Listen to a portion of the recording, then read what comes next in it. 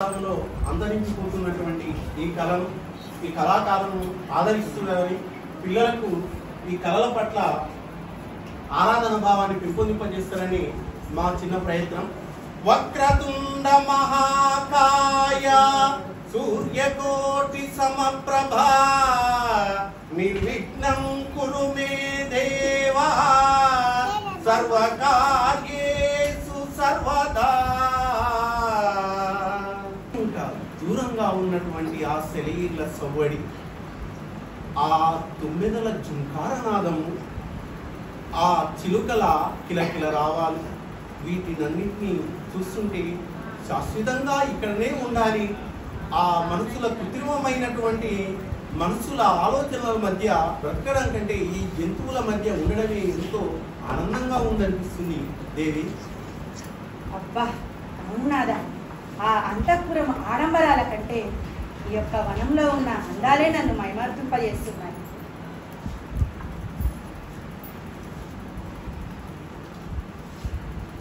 ఆహా ఏమిటది, ఎంత అందంగా ఉందో!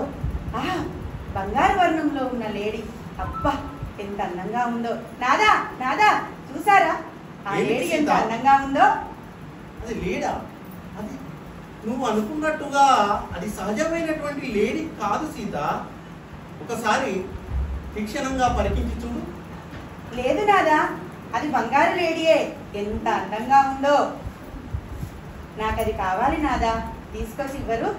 నువ్వు కోరిన కోరిక సమమైనదే కానీ అది నాకెందుకో రాక్షస మాయ అనిపిస్తుంది. నీవు ఒక్కసారి నా మాట వింటూ కాదు. లేదు నాదా, నాకది కావలసిందే, ఎంత అందంగా ఉందో! నేను దాన్ని మచ్చిక చేసుకొని పెంచుకుంటాను నాదా. వదినమ్మ, ఈ మధ్య కాలంలో రావణుని పురమాయింపుతో కొందరు రాక్షసులు ఈ అరణ్యంలో తిరుగుతున్నారని సమాచారం. ఈ రాక్షసమాయేమో అని నాకు అనిపిస్తుంది. లక్ష్మణ, నేను కోరక ఒక కోరిక అన్నయ్యని అడిగాను. నా కోరిక తీర్చమని నువ్వైనా మీ అన్నయ్యకి చెప్పు. నాకు కావాల్సిందే, ఆ బంగారు లేడీ ఖచ్చితంగా కావాల్సిందే.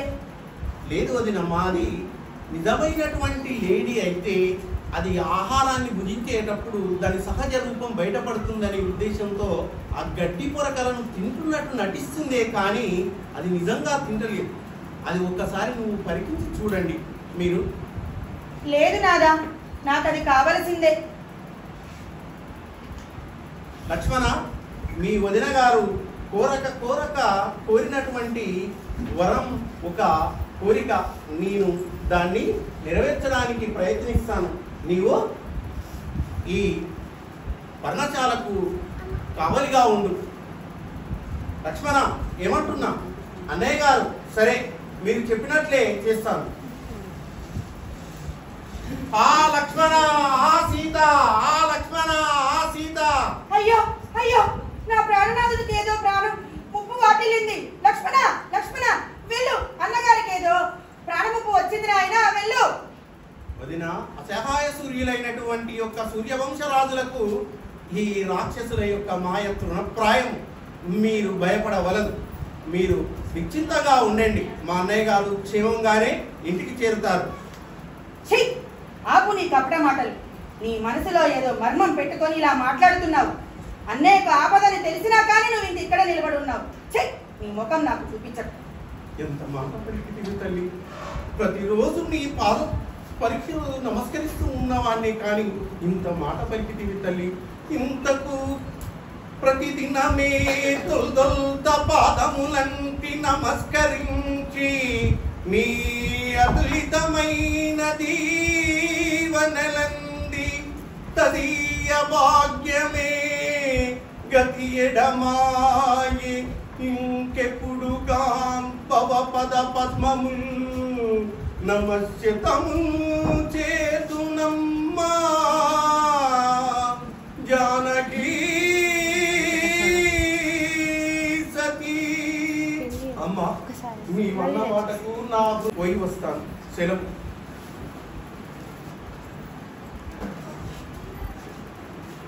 భవతి భిక్షాం దేహి, భవతి భిక్షాం దేహి, భవతి భిక్షాం దేహి. ఏమి వేళ సమస్యలిస్తున్న వేళ నేను భిక్షార్థినే వచ్చినటువంటి సన్యాసిని, వచ్చి భిక్ష వేయి తల్లి. అలా భయపడుతున్నావేంటి? గీత దాటి రా వేళ, రా బయటికి రా తల్లి, భిక్ష వేయి. నేను ఇతరులు గీచినటువంటి గీతను దాటటువంటి నియమంలో ఉన్నాను, సన్యాసిని. నన్ను నమ్ము తల్లి, బయటికి రమ్ము.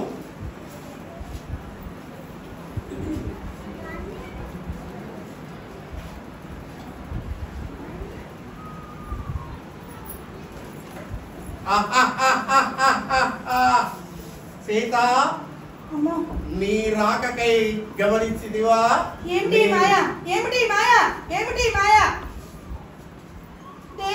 దేవగణములారా, దిక్పాలకులారా, వృక్షజాతులారా, పక్షులారా, కుటిల రావణుండు కొంపోచున్నాడు, కరుణతోటి మము గావరయ్యా, కరుణతోటి మము గావరయ్యా.